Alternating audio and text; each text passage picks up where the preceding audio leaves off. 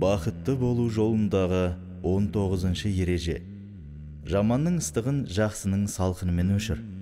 Өмір қиындығымен қызығы қатар жүретін, машақаты мол бұлыңғыр тіршілік. Ал сен осы машақаты мол тіршілікте қиналып өмір сүресің.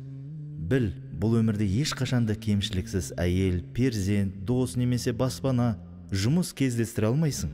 Барлығы да сөзсіз бір кемшілікпен болады. Сондықтан жаманның ыстығын жақсының салқынымен өшіруді үйрен. Аллах тағала бұл дүниені жақсылық пен жамандықтан, қуаныш пен қайғыдан тұратын бір-біріне кереғар екі нәрсені өз ішіне алатын етіп жаратты.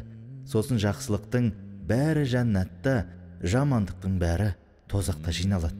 Хадисте дүние және ондағы нәрселер лағнеттелген, тек қана Аллахтың зікірі және жақсы көрген нәрсесі және ғалымдар мен білім жолындағылар лағнеттелмеген. Сондықтан өміріңді қиялға берілмей өткіз. Өміріңді қалай болған болса, дәл солай қарсы алып өткіз. Өзіңді оған үйлестіруге, көндіруге тырыс. Бұл өмірде бірер досыңның көңіліңнен шықпай қалуы, немесе бірер шаруаңның бітпей қалуы мүмкін.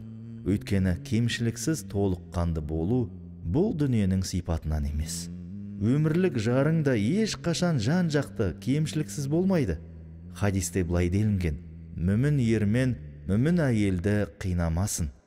Егер оның бір сипатын жақтырмаса, басқасына риза болады.